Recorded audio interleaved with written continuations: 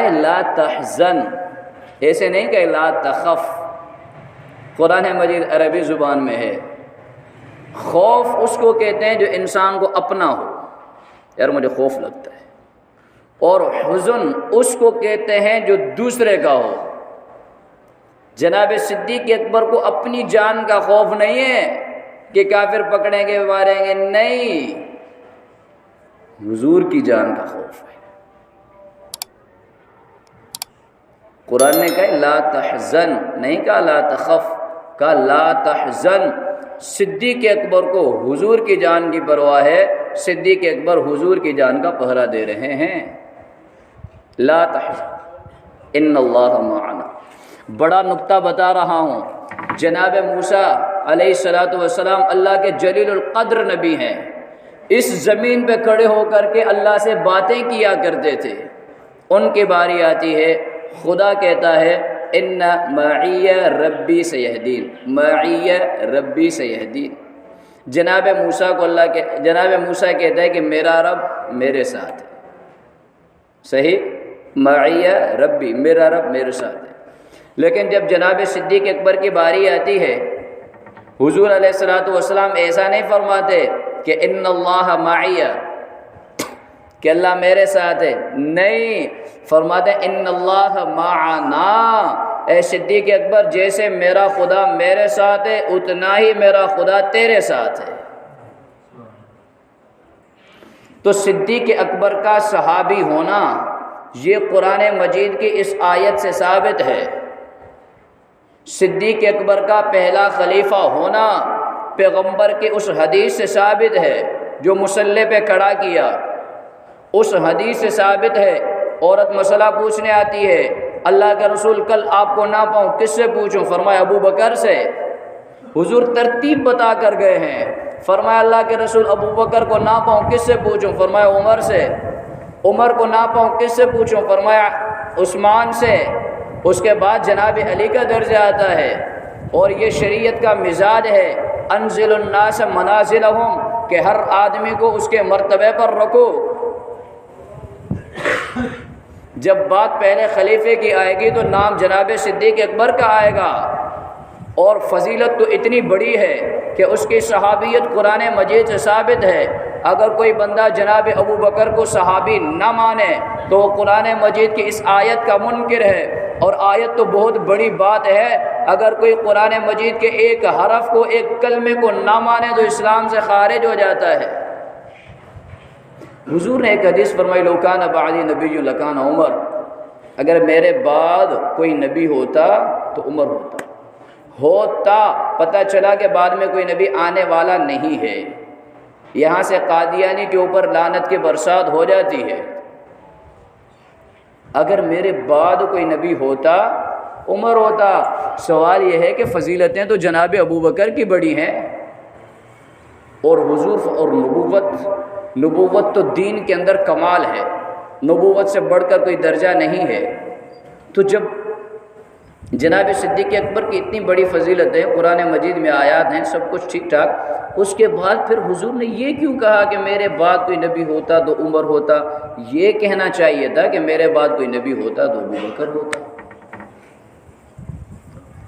عزیزو، اللہ نے قرآن مجید میں جناب حضور علیہ السلام اور جناب صدیق اکبر کے لیے معنا کہا ہے۔ یہ ہوتا ہے معنا۔ معنا کا معنی ہوتا ہے بالکل ساتھ ساتھ، اور جو بعد کا لفظ ہوتا ہے اس کا معنی ہوتا ہے بعد۔ ٹھیک ہے، اللہ نے کہا ہے ان اللہ معنا، کہ حضرت ابو بکر کے لیے بعد کا لفظ آ نہیں سکتا، وہ ساتھ ساتھ میں ہے۔ یعنی یوں سمجھو کہ جناب صدیق اکبر نبی تو نہیں ہے، نبوت والی ساری صلاحیتیں موجود ہیں۔ عزیزو، صحابہ کرام کے نقش قدم میں، صحابہ کرام کی اتباع میں ہماری پوری کی پوری کامیابی مضمر ہے۔ جناب عمر رضی اللہ تعالی عنہ نے اپنے دور خلافت میں یہ پولیس والے یہ سارے احکامات جناب حضرت عمر رضی اللہ تعالی عنہ نے وضع کیے ہیں۔ اب اگر کوئی جناب عمر کو نہ مانے تو آدھے اسلام سے اس کو ہاتھ اٹھانا پڑے گا، پھر اسلام کو تو کچھ فرق نہیں آئے گا، وہ اپنی آخرت کو برباد کرے گا۔ اس لیے حضور علیہ الصلوۃ والسلام کے آنے کا مقصد بھی تزکیہ نفس تھا۔ جناب صدیق اکبر کی صفت جو بیان کی گئی وہ بھی تزکیہ نفس، الذی یؤتی مالہ یتزکیٰ، کہ مال بھی خرچ کرتا ہے۔ جناب صدیق اکبر کس لیے خرچ کرتا ہے؟ یتزکیٰ، تاکہ خود کو گناہوں سے پاک کر کے اور جنت کا راہی بنے۔ آج ہم لوگ بہت غافل ہیں، جتنی تقریریں کی جائیں کوئی فرق ہی نہیں پڑتا۔ یار مولویوں کی اپنی بات ہے، ایسا نہیں ہے عزیزو۔ یہ زندگی کتنے دن ہے، یہ عیاشی کتنے دن ہے، آگے سوچیں آگے کیا ہے۔ یہ میرا جنازہ اٹھ رہا ہے، میں قبر میں داخل ہو رہا ہوں، اب کیا جواب دوں گا؟ مجھے اپنے چہرے پہ داڑھی اچھی نہیں لگتی، حضور سے شفاعت کی امید وابستہ ہے کہ حضور میری شفاعت کریں گے۔ جب مجھے حضور کی صورت پسند نہیں تو حضور میری شفاعت کیسے کریں گے؟ میں اللہ اور اس کے رسول کا حکم نہیں مانتا، اللہ دن میں 5 مرتبہ نماز کے لیے بلائے میں نہیں آتا۔ حضور کہتے ہیں کہ فی الصلاۃ قرۃ عینی، کہ نماز میرے آنکھوں کی ٹھنڈک ہے، نماز سے میں خوش ہوتا ہوں۔ جب حضور خوش ہوں گے تو سفارش کریں گے۔ میں خدا کے حکم کو بھی نہیں مانتا، حضور کا دل بھی دکھاتا ہوں، پھر شفاعت کا امیدوار کیسا؟ ذرا آپ اپنے دل پہ ہاتھ رکھ کر کے بتائیں کہ اسلام کے ساتھ مذاق نہیں تو اور کیا ہے؟ اور اسلام کا مذاق اڑانے والے ہم مسلمان۔ پھر یہودی پہ کیا گلا، پھر عیسائی پہ کیا گلا، پھر قادیانی پہ کیا گلا، پھر دوسرے غیر مسلموں پہ کیا گلا، جب میں اپنے اسلام کا جنازہ اٹھانے والا میں خود ہوں۔ یہ فکر کس کو کرنی ہے؟ آپ کو کرنی ہے، مجھے کرنی ہے۔ اپنے بچوں کا مستقبل ابھی سے بنانا ہے۔ کیسے بنانا ہے؟ انہی مدرسوں کے اندر بچوں کو پڑھانا ہے۔ اس لیے کہ قرآن مجید کے اندر اللہ تبارک و تعالی جہاں سورۃ البقرہ کے 5ویں رکوع میں بیان فرماتے ہیں وَأَنْتُمْ تَتْلُونَ الْكِتَابَ أَفَلَا تَعْقِلُونَ أَتَنْسَوْنَ بِالْبِرِّ وَتَنْسَوْنَ أَنفُسَكُمْ وَأَنْتُمْ تَتْلُونَ الْكِتَابَ۔ پہلے اللہ تعالیٰ تربیت کا ذکر فرماتے ہیں، اس کے بعد کہتے ہیں تتلون الکتاب، کہ تم کتاب کو پڑھتے ہو۔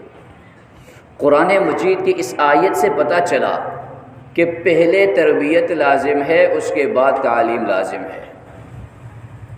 اسکولوں کے اندر جو پڑھایا جاتا ہے اسے تعلیم نہیں کہتے، یہ فنون ہیں جو پڑھائے جاتے ہیں۔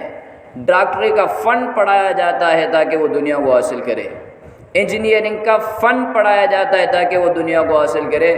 علم وہ ہے جو بندے کو خدا سے جوڑے، اور یہ علم اور تعلیم مدارس سے ملتی ہے، اور تربیت مدارس سے ملتی ہے، اور تزکیہ نفس مدارس سے ملتا ہے۔ اس لیے اپنا تعلق مدارس سے مضبوط رکھیں، مساجد سے مضبوط رکھیں۔ اگر میں مدرسے میں آنا جانا نہیں رکھتا، اپنے بچے کو مدرسے میں داخل نہیں کرتا، تو یقین جانیے کہ پھر قیامت کا انتظار کرنا ہوگا۔ حضور کے صحابی حضرت عبداللہ ابن عمرو بن العاص رضی اللہ تعالی عنہ فرماتے ہیں کہ اللہ کے رسول نے ارشاد فرمایا ان اللہ لا يقبض العلم انتزاعا ينتزعه من العباد ولكن يقبض العلم بقبض العلماء حتى اذا لم يبق عالم اتخذ الناس رؤوسا جهالا فسئلوا فافتوا بغير علم فضلوا واضلوا۔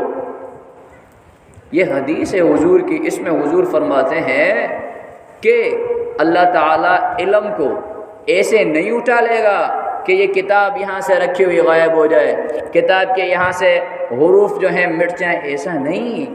یہ علم پڑھنے والے جو علماء ہیں ان کی اموات ہو جائیں گی، ان کے انتقال ہو جائیں گے، یہ علماء وفات پا جائیں گے، اب عالم نہیں رہیں گے، دینی مدارس مراکز نہیں رہیں گے، پھر لوگ مسئلہ پوچھنے کے لیے جاہل کو مفتی بنائیں گے، جاہلوں سے مسئلے پوچھیں گے، وہ خود بھی نہیں جانتے تو بتانے والا بھی گمراہ ہوا، جس نے پوچھا وہ بھی گمراہ ہوا۔ حضور نے فرمایا اس وقت قیامت کا انتظار کرو۔ عزیزو، یہ مدارس، یہ خانقاہیں، یہ مساجد، یہ مراکز ہیں اسلام کے، یہ کسی کی ذاتی جائیداد نہیں ہوا کرتی، یہ پورے مسلمانوں کا مشترکہ جگہ ہوا کرتا ہے، یہ مسلمانوں کا مشترکہ عبادت گاہ ہوا کرتا ہے۔ حضور نے فرمایا کہ اللہ نے مجھے اور انبیاء کے اوپر فضیلت دی ہے 6 چیزوں کی وجہ سے، ان میں سے ایک فضیلت یہ ہے کہ جعلت لی الارض طہورا و مسجدا، کہ اللہ تعالیٰ نے مسلمانوں کے لیے مسجد کو عبادت کی جگہ بنایا ہے۔ تو مساجد میں اپنا آنا جانا رکھیں، مدارس سے اپنا تعلق قائم رکھیں، خانقاہوں سے خود کو جوڑیں تاکہ تزکیہ نفس ہو۔ اسی تزکیہ نفس پر آنے والے اتوار کے دن، کل ہفتہ چھوڑ کے اتوار والے دن اپنے ہی اسی مدرسے میں ایک اصلاحی روحانی تربیتی پروگرام کا انعقاد کیا گیا ہے، جس میں دور دراز سے بڑے بڑے علماء کرام تشریف لا رہے ہیں۔ شاید آپ نے نام سنا ہوگا حضرت مولانا احمد علی لاہوری رحمۃ اللہ علیہ کا۔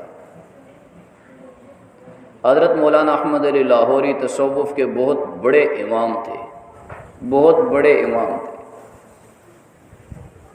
ان کو نیک لوگوں کا بھی امام کہا جاتا ہے، ان کو تصوف کے اماموں کا بھی امام کہا جاتا ہے۔ اتنے بڑے آدمی تھے۔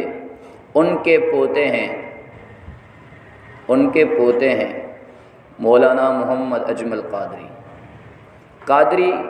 سلسلہ قادریہ یہ تصوف کے سلسلوں میں سے ایک سلسلہ ہے، اسی سلسلے سے یہ وابستہ لوگ ہیں، وہ تشریف لا رہے ہیں۔ مولانا تنویر الحق تھانوی تشریف لا رہے ہیں۔ اتوار کے دن انشاءاللہ ہم سب بزرگوں کی یہاں زیارت بھی کریں گے، ان کے بیانات بھی سنیں گے، اور یہ ایسی بابرکت مجلسیں ہوتی ہیں کہ ہو سکتا ہے کسی ایک بزرگ کی دعا سے ہماری زندگی کی کایا پلٹ جائے۔ تو اس کے لیے احباب خصوصی تعاون بھی فرمائیں اور خصوصی شرکت بھی فرمائیں، خاص اہتمام کریں، خود بھی آئیں، اپنے بچوں کو بھی لے آئیں، خود بھی آئیں، اپنے رفقا کو بھی لے آئیں۔ کیوں؟ ہو سکتا ہے کہ ان بزرگوں کی کسی دعا سے ہماری زندگی کی کایا پلٹنا معلق ہو، وہاں سے دعا ملے، یہاں سے زندگی بدلے۔ اور یہی وہ علماء ہیں جو انبیاء کے وارث ہیں۔ اور آخری بات کر کے بات ختم کرتا ہوں، حضور نے فرمایا علماء امتی کا انبیاء بنی اسرائیل، میرے امت کے جو علماء ہیں ان کا درجہ ایسا ہے جیسے بنی اسرائیل کے انبیاء کا درجہ، یعنی علماء کا درجہ انبیاء کے درجے کے برابر، بنی اسرائیل کے انبیاء کے درجے کے برابر۔